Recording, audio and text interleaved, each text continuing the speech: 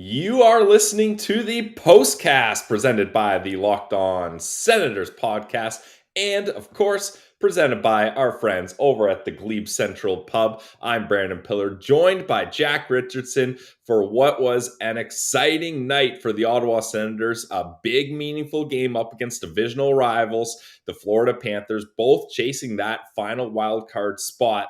Brady versus Matthew, Gary Bettman in the house, potential buyers in the house, and the Senators did not disappoint. A 5-2 win at home at the CTC. And those Mufasa claws are still clinging on to the edge of the cliff here as I'm joined by Jack Richardson. And Jack, it is my absolute pleasure to host this with you for a big win. We don't get to do this often, so let's go, buddy. Yeah, we're cherishing this one here, Pilsy. This is special. I don't off the cuff here. It might be the fourth or fifth one I've done, which is nuts. But it's been a fun year. And pick your headline tonight. Lots going on. There's like all the off ice stuff with the ownership, Bettman in the house, which I don't know when the last time he was here. Maybe the conference final in 2017, and the Brady versus Matthew headline. You got the Brady's better chance going on at the CTC. Ooh. Probably a sold out house on a Monday night. Like it was crazy. It was great to watch on TV, and obviously the Sens pull through with a power play masterclass here, going 3 for 4.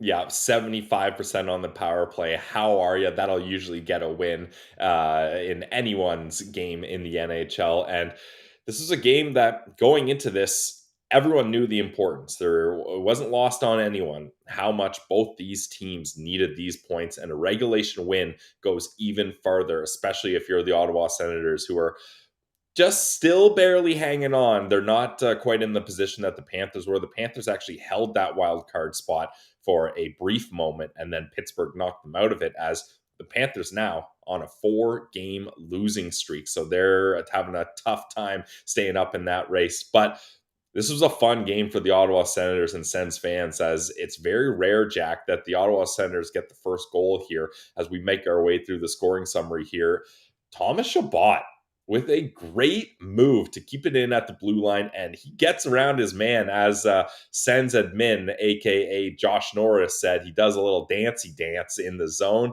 and then he slides it over to Brady, and he scores. That's got to feel good for Brady Tkachuk with his brother up against him and his whole family in there. He opens the scoring. How did you like that, Jack? That was a nice goal. Of all the ones that we've seen Tkachuk and Chabot combined for, probably the nicest I can remember anyway. I've been so hard on Chabot this season on this show, on Twitter. I've ripped him a lot because he had a really rough stretch. He's looked awesome lately, especially in the last 5 or so games.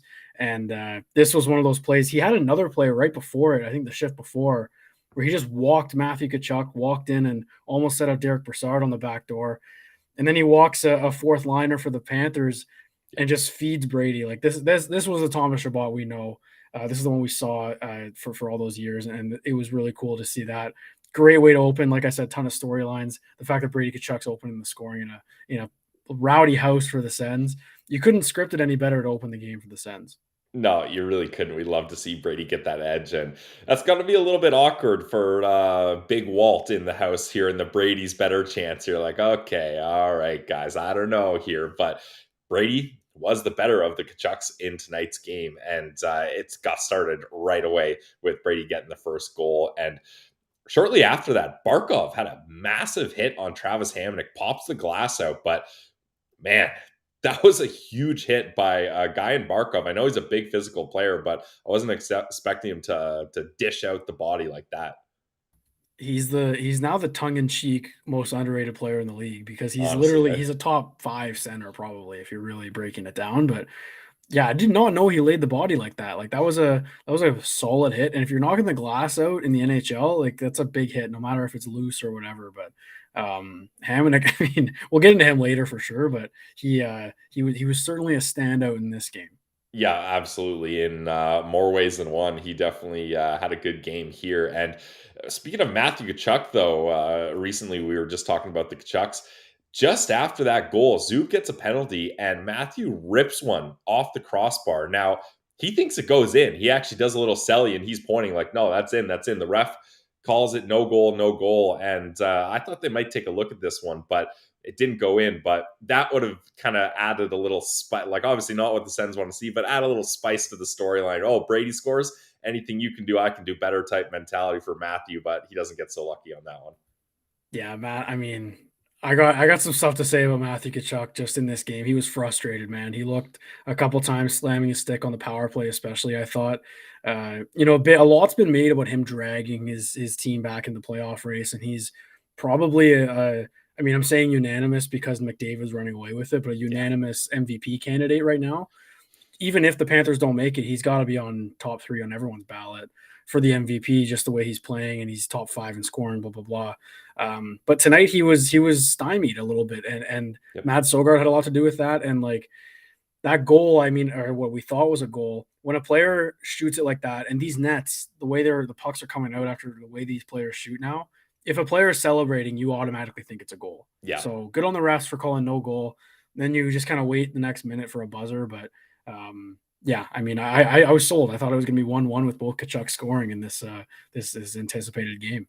Yeah, I was a little nervous that was the case too, but it's not. And then the Ottawa Senators, they go on the power play, and this was one where you knew they had to make something happen here because one of the Stahl brothers, I think it was Mark, breaks his stick on the PK.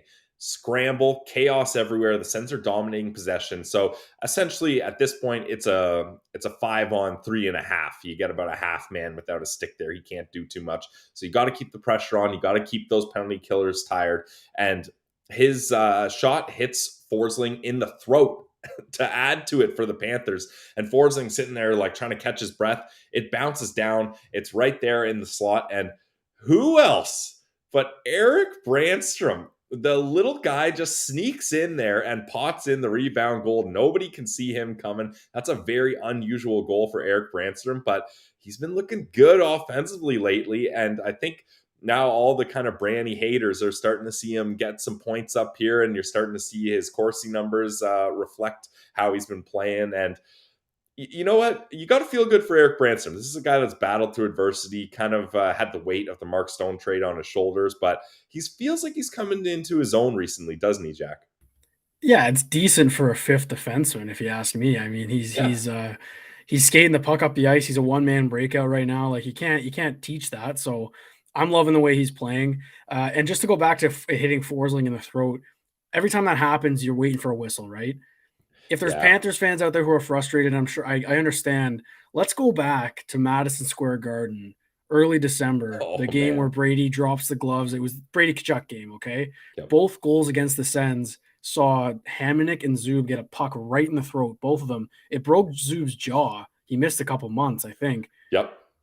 No whistle, and the Rangers scored both times. Those are the only goals they got in that game. So I guess the refs, I think the deal is you don't blow it dead if a scoring chance is happening right after. So good on them again for not blowing it dead and letting the franchise snipe his second goal in 3 games. I mean, I've always thought, I'm an Eric Brandstrom guy. I like him. I don't think he's anything more than what he's shown so far. Like I like what he brings. I've always thought his release is kind of sneaky. He just hasn't really, I love him on the power play. He just hasn't really had a chance to kind of show it off at least. But both of these goals, beating the goalie clean, beating Bobrovsky through traffic, and then beating Brian Elliott the other night. So I'm really happy with the franchise. I call him the franchise, especially with Jacob Chikrin out. And I don't know about Thomas Chabot. We can maybe get into that later, but he didn't really play at the end of the game here. So you've got the guys who can step up. This blue line now, man, I could rave about it. I love it. I love the way they're all playing right now. Yeah, it's crazy. Even with the big addition, Jacob Chikrin out, it still seems like the rest of the blue line guys like Brandstrom, Hamonic, Chabot have elevated their game. So the decor is not the kind of whipping weak argument spot of this team anymore. It seems like they've kind of become a little bit more stable here, which is very nice to see for Sens fans, that's for sure. So that ends the period at 2-0 here. That's a power play goal, and it's 2-0, and Timmy gets a penalty right near the end of the period here, and that ends up taking the Florida Panthers to the power play. And this was their first goal in the second period. Reinhart passed back to Forsling, his slap shot deflects off traffic and in, and there's not much Sogaard can do there. There's so many people in the way there, and it bounces off sticks and goes in. So I wasn't too upset with Sogaard here, as this makes it 2-1. I don't even know if it hit anyone. Like, I think it went right through because Forsling Oh, got the did it? goal, did he not? I Yeah, think, or maybe well, it might have deflected off a Sens guy, but there true. was a lot of traffic in front. So So what I was gonna say is, like, I think that's the opposite of a bad bounce, where it just doesn't bounce. You know what I mean? Like, yeah, it just fair. Yeah, you needed a it's a bad bounce bad there. no bounce. You needed a Yeah. bad bounce, the Panthers. So they got lucky on that one, but the puck's to the net. That's the mentality the coach is gonna tell you when that puck goes in. I guarantee after the Panthers went in the room, and there's obviously another goal to get to after that one, but I guarantee Paul Maurice is saying, "Boys, throw everything at the net because you Yep. never know what's going to go in." And that's why that's what just what any like hockey coaches do in general. So I'm not going to fault anyone on that Sens goal at all, honestly. Yeah, that's kind of how I felt. And Justin, thanks for the donation. We appreciate you, buddy, always hopping in here. And he asked, Batherson and DeBrincat seem to finally figure each other out. Should Dorion sign Cat for an extension or offer the 1-year deal? Jack, we've talked about this a couple times, but DeBrincat, as we're going to get to, he had a nice Alex DeBrincat goal finally. So I'll dish out the goal description here, and then I'll toss it over to you for that question, because this was a great play on the power play for the Sens here. Timmy on the half wall. He has it in his skates. He manages to keep it alive. Backhand pass to Brady. Brady's behind the net. He sees Batherson come in from a line change and hits him perfectly in the high slot. And then Batherson does a good job of faking that shot and then sliding it over, and Alex DeBrincat is all alone. And finally, when he's all alone on the power play one-timer, he doesn't fan on the shot. He doesn't miss high and wide. He doesn't try to pass it off when he has the perfect scoring opportunity. He doesn't think. He just does what Alex DeBrincat knows how to do and was doing in Chicago, but struggled to do in Ottawa. He just fires that one-timer top shelf and in. So that's a beautiful power play goal. So we'll get to Justin's question here, Jack. How are we feeling about a Cat extension? Like, pay the There we man, go. because Okay. look, we've all been over it 100 times all season. I think even last summer we were all going over it because immediately I think a lot of people, maybe outside of Ottawa, during when the trade happened, were saying the contract situation is not great for Ottawa's timeline. You could see that, and maybe now it's coming to fruition. You pay that man. I talked about maybe some signing bonuses if it's new ownership. The good news is, and I know there was some news today, obviously, that with Bettman in town and all the questions being answered, that ownership probably isn't going to be wrapped up before Canada Day. So that's before July 1st, which is a big timeline in the NHL offseason. So if you're thinking about, okay, if, you got to talk to Brinkett extension before the draft, that timeline might not add up. So anyway, the good news is he's under team control all summer. So he's got arbitration rights. Worst case, you go to arbitration, you set that date in late August.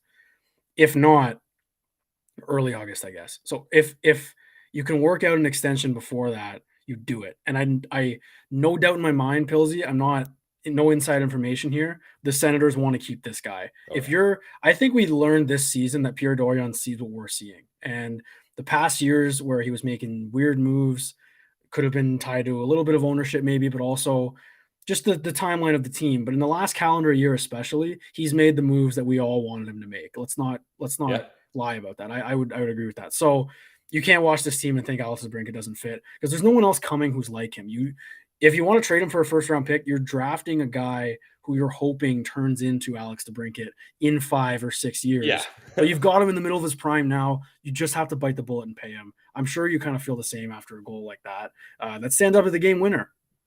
Yeah, I think you traded a decent amount of assets to get him. If you were to try to trade him again, you're losing value on that. And why would you want to get rid of a guy like this? How long and how much money they should give him?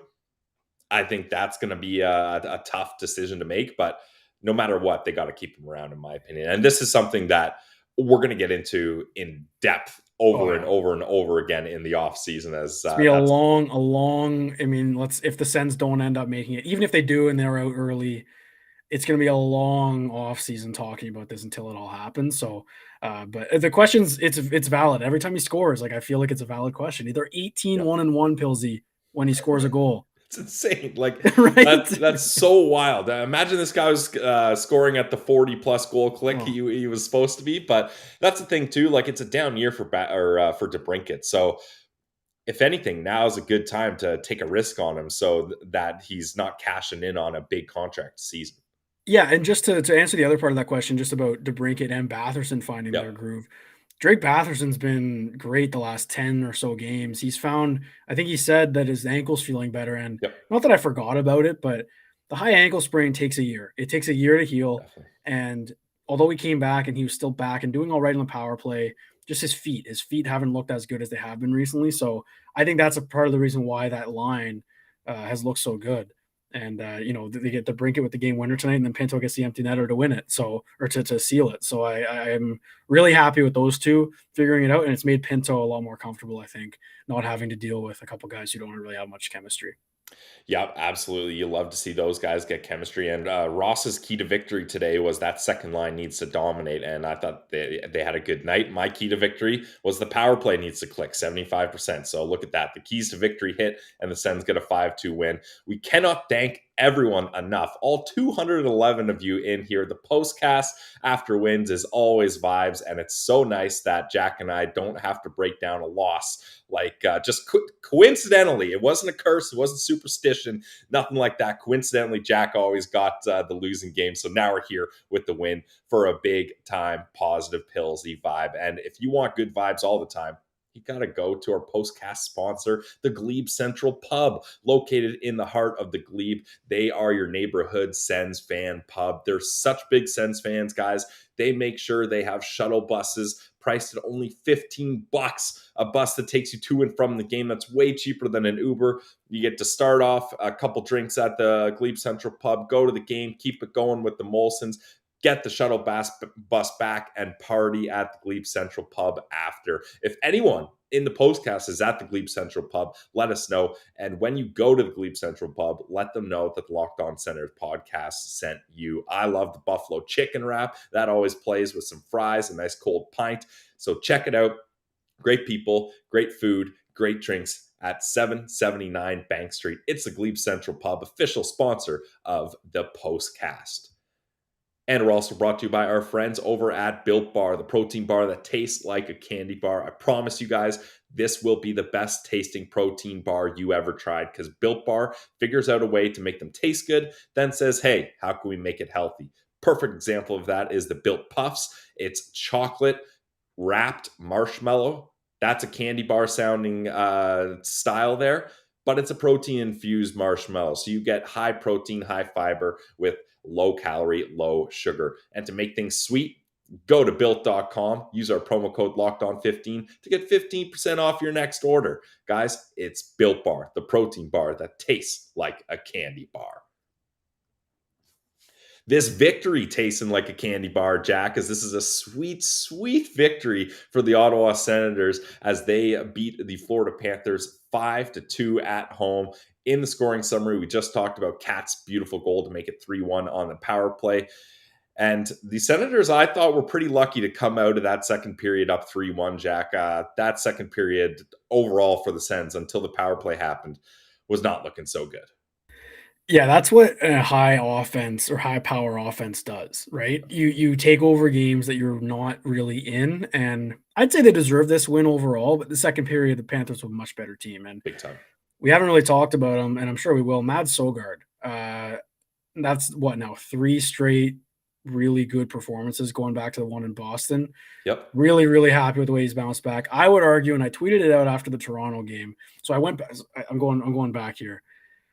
March 16th, after the Colorado game, Brady Tkachuk, the quote, he's the goalie of the future. There's the vote of confidence from the captain to Mads Sogaard after he was down on himself. Has not a great game against the Leafs. I thought he battled in that shootout, and I know it's a goalie-friendly show. You know more technical stuff about me than me. I thought he was really battling in that shootout, Same. Even though they ended up losing. He builds from that, a great performance in Boston, only letting up 2 goals. I believe it's 2 goals in each game since, which is 3 games. So 6 goals in 3 games.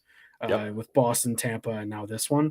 Mm-hmm. Really, really impressed with Mads Sogaard. And he's the reason that they were still in it after the second. Couple really nice stops on Matthew Tkachuk, one of the best players in the league. So I'm really, really, really happy about the way Sogaard's been bouncing back here. Steve G, thanks for the donation here. Only question on Mads is his glove. I think that was a major concern on the road trip. I'm pretty sure TSN had that stat up where 19 of the 46 goals he led in some sort of stretch, I forget the exact numbers, were high glove. Now, he was getting beat cleanly a lot, and it just was too easy to beat him, it seemed. Not that he played terrible, but he just wasn't able to stop every single clean look, which you want a goalie to do. If you can see it, you should be able to stop it. How do you think Sogaard's bounced back recently here, Jack? Like, it doesn't, we're not seeing those clear cut momentum bursting goals from him recently. You can't beat him clean now. I don't think he's been beaten clean. I mean, correct me if I'm wrong, in those 3 games since the Leafs game. I've really been impressed, and I just love. It's hard to describe, but when a goalie has it, you just know. I think I said this last time, but it's hard to spot out. But I know it when he's got it, and You can feel it. just even a couple times tonight where, like, the puck was flying up in the air and he just caught it. He used his height and he just caught it, settled the play down. He had Matthew Tkachuk in his grill all night, just poking at him, after every whistle. Didn't let anything bother him. And folks, he is 22 years old. Okay, like, I know that there were some concerns about running a Forsberg Sogaard tandem next year. I honestly don't think you need to address goaltending this summer. I like Forsberg. I think just the injury is tough to kind of remember, but he's been solid this year. His analytics kind of support that. And I like Sogaard in a backup role next season, and maybe even to challenge Forsberg for that starting role. I don't know if that's a hot take or not, but based on these last 3 games, the way he's bounced back, because they had no choice. They rolled with him through the trade deadline, and putting that vote of confidence in a rookie goaltender, that's tough for any rookie, especially a goalie. And he's lived up to it in these last 3. High pressure. Yeah, that's going to be another awesome offseason debate. What's going to happen with the crease here? But we'll zoom into a little sooner here, Jack. Justin S., once again, thanks for the donation. We appreciate that. He asked, Sogaard looked great tonight. Talbot returning from injury. Should he retain his spot against Philly, or should DJ continue on with Sogaard? I think what's been mentioned is they're saying that Talbot is, and this is a weird term to me, but ready to back up on Thursday. So I guess what they're saying is he's close to 100%, but not quite there. So, Jack, if you had to pick who he's starting on Thursday against Philly at home. Sogaard, no doubt, obviously. I mean, unfortunately for Ferguson, he had that great start in Pittsburgh.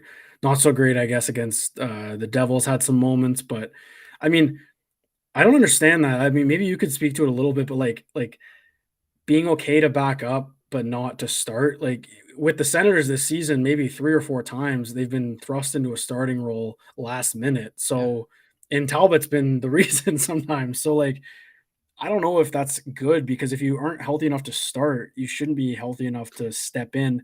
And not to start a conspiracy theory, this is kind of a trend with this team where people come back too early from injury. With Norris, obviously. And just a side note, again, he was fantastic in the first period on the Twitter. I don't know if you caught any of that. Just live tweeting everything. I love that stuff. But yeah, I don't know. I mean, I would roll with just Sogaard and Talbot backing up. I don't know about you. Yeah, that's what I would go with.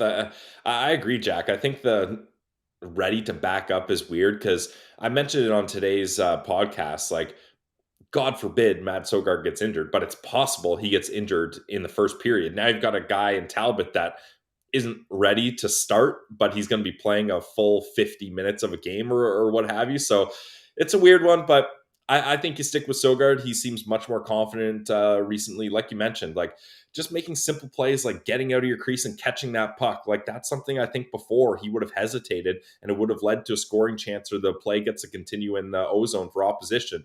Getting bumped into by players, it doesn't seem to shake him like it used to. I feel like when he started in the NHL, if someone bumped him, you could tell it threw him off a little. Whereas now he's taking those bumps, he's taking those bruises, and he's staying calm. So you can't say enough good things about Sogaard, who's been put into a tough position here, but has had his ups and downs. And this is what wasn't up today.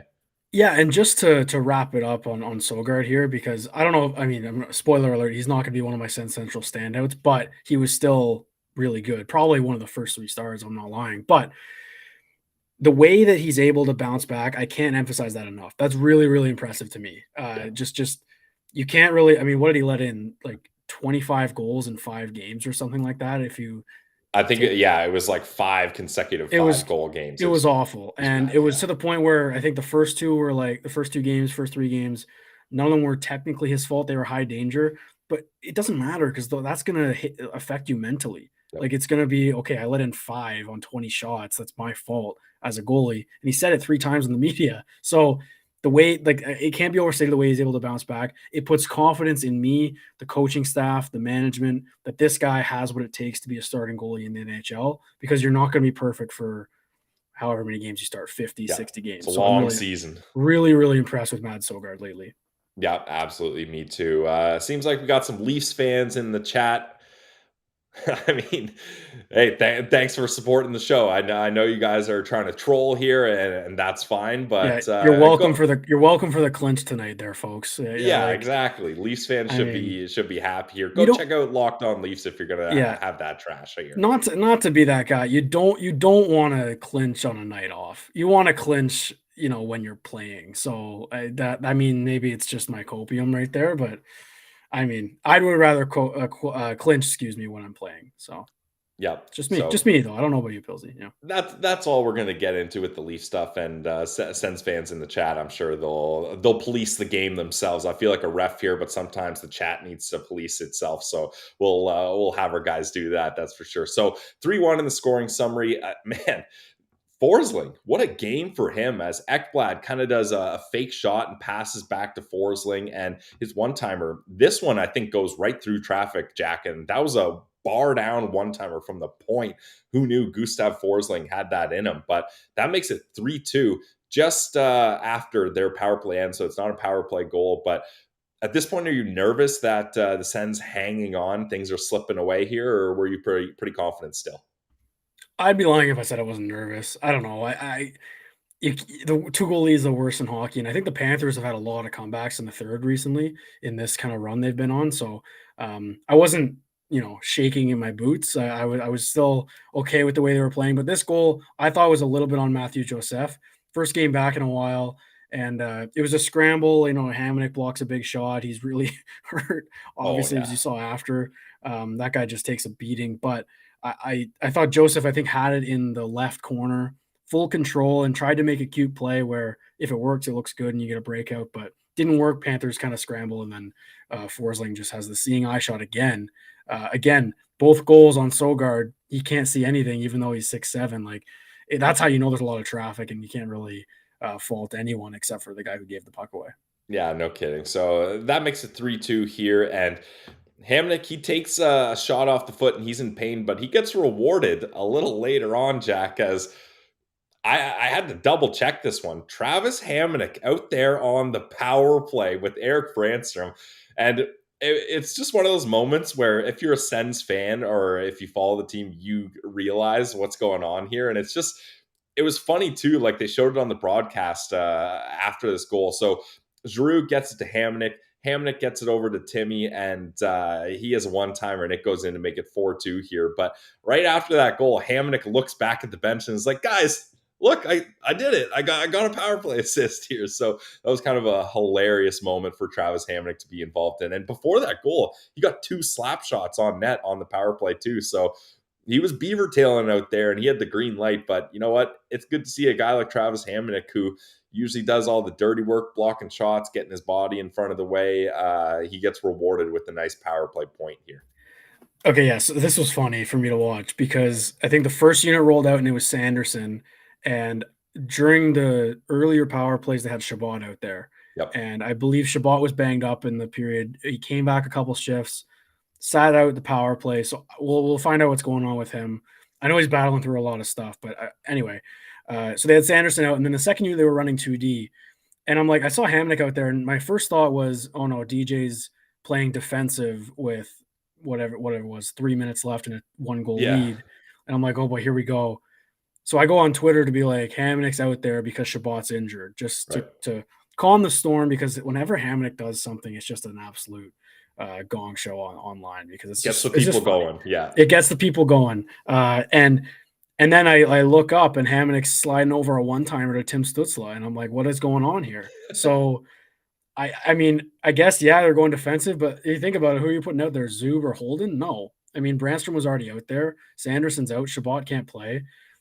Hamnick's the guy. He's got a bomb back there, but top of the umbrella was funny, and I think that might be Timmy's first like full-on one-timer from the Josh Norris spot that he scored on that I can think of. And he makes Sens history with that goal. That's his 36th of the season. First time since 2009 since Danny Heatley had 39. So we'll see how high Tim Stützle can climb here on the Sens list with 8 games left. Pretty impressive from him, and he ties Erik Karlsson for the most points since in any single season Sens season. Erik Karlsson had 82 in 2016. So the trade comes full circle officially with this one from Timmy tonight, his 82nd point. So a lot of milestones on that one goal. Hamnick power play point, and Timmy goal and a point there for 82 on the air. I mean, even I think, did Eric Branson get on the mix on that one too? No, Giroux got in on that one. So Giroux getting, speaking of milestones, that's where I was going with that. Getting closer and closer to 1,000 points. I believe he just needs 6 points now to get to 1,000 career points in his NHL career. So at this point, the Panthers are down 4-2. There's only 2.5 minutes left. They pull their goalie and they give it away in their own zone, and Pinto gets it on the half wall, a little farther, close to the blue line, keeps it in on the boards, and just pots this one into the empty net. That makes it 5-2. This was such a big win for the Sens, and not only a big win because they get the W, but just like Tampa, these are the teams, these are measuring stick games. How can we do up against a team that we're battling with in the wildcard spot, 5-2 win? How can we do up against a team in Tampa that has been to 3 consecutive Stanley Cup finals? You get a big 7-2 win. So they're figuring out what it takes to get it done here. And this win really helps up the standings now as I'm pulling up the wildcard race here, as Ottawa now with 77 points, only 5 points back of the Pittsburgh Penguins. Now the Penguins do have a game in hand. I'm trying to look at the out-of-town scoreboard here. So it's pretty good. The Montreal Canadiens beat the Sabres in a shootout, so only giving up 1 point there. And that's pretty much it from the out-of-town scoreboard. Well, the Islanders win 5-1, but Jack, we've kind of conceded that the Islanders are going to get that top wildcard spot. So it's mostly everyone below them that we're such a shame. Such a shame. Probably the least entertaining team to get it, but Ilya Sorokin, I mean, goaltending wins hockey games. So that's why the Islanders are doing so well. But they need some help. They need some help. They need Pittsburgh to fall off a cliff.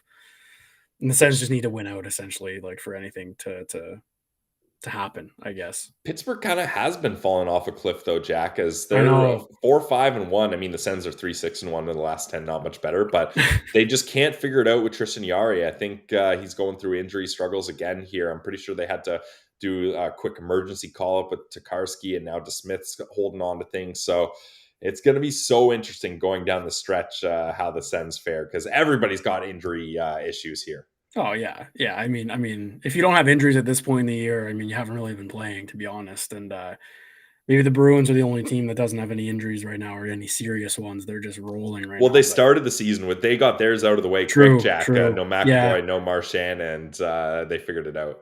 Yeah. I mean, they're doing all right, I think. They might make the record for most wins or something like that. That'd be okay. Yeah, decent, but could be an interesting playoff matchup round 1, Sens and Bruins. Just saying. So the Senators get a 5-2 win. Jack, you've highlighted a couple people in this game, but who is your official Sens Central standout? I'm going to go with a guy I kind of skipped over at the beginning. Probably not the best Senator on the ice, but Brady's better. I'm going Brady Tkachuk. I think his goal in the first was great. I thought his play on DeBrincat's game winner, he made the pass to Batherson. He spotted him. He started the play.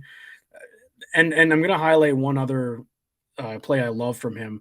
Stützle gets lit up by Gudas in the middle of the ice there at the end of the second, which actually was a delayed penalty that led to that power play that DeBrincat scored on. So that wasn't the penalty on Gudas, but there was a delayed penalty. So Brady, it's a clean hit on Stützle, okay? He had his head up. He was okay. They both took a good lick on that, right?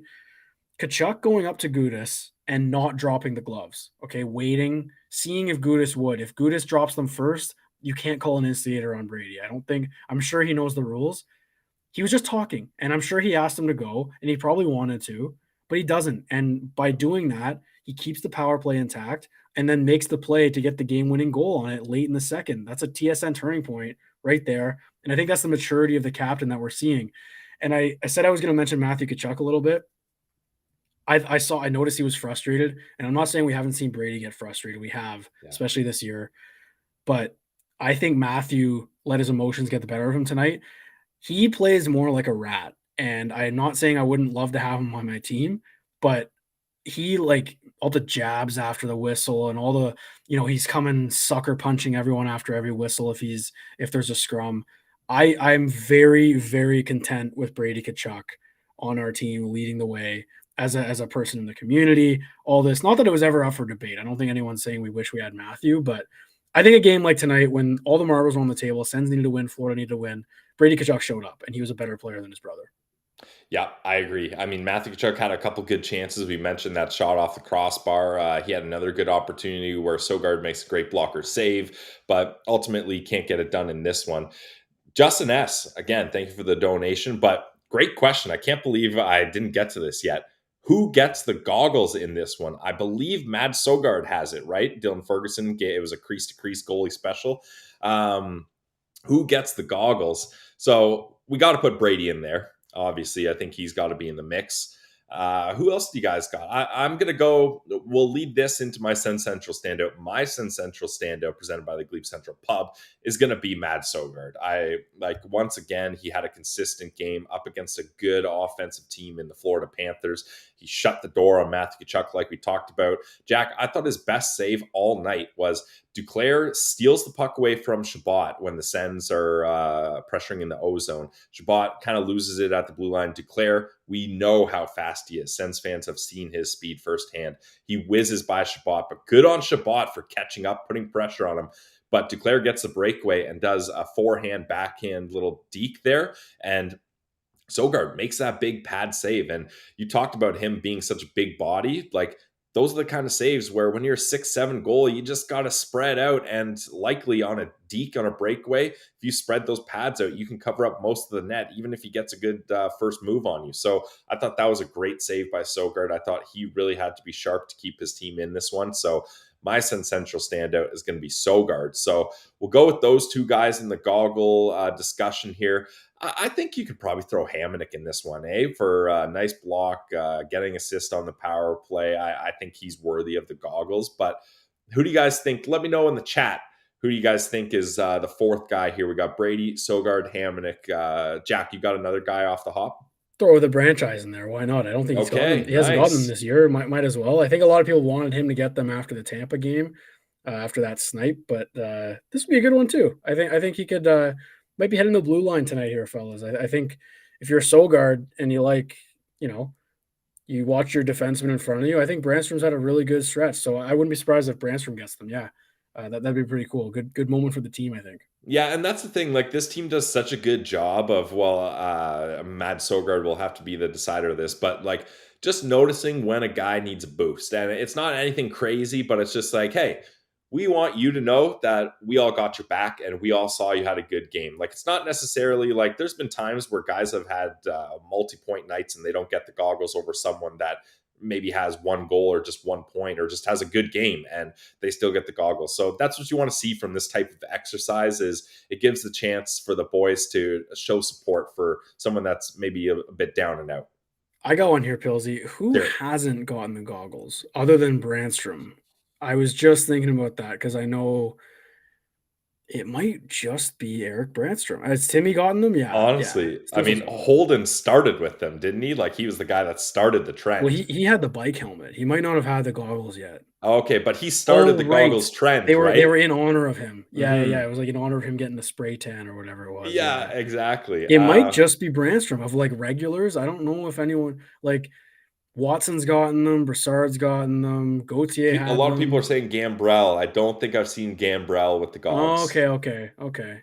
We need Batherson has had them, I think. Batherson definitely has. Next season, we need to have an account officially follow this. I think last year, there was Loch one. Ness Yeah. Sens was doing the bike helmet graph. So we got to come together as a community and get this sorted out, because too often Ross and I are sitting here being like, "Who has the goggles again?" So we need someone to keep us in check here. Okay. I mean, Brandstrom should get them. Like, just round out the season with a couple games to go. Give them to the guy who hasn't had them yet. He had a great game. Yep, love it. So I'm going to be excited to see who ends up getting the goggles here. Jack, we'll leave with this. The next game is up against the Philadelphia Flyers at home on March 30th. Giroux revenge game, that's for sure. What are you looking to see from the Sens here? Like it's such a different style of game, Jack, because they've gone from playing. This is a murderer's row of opponents here.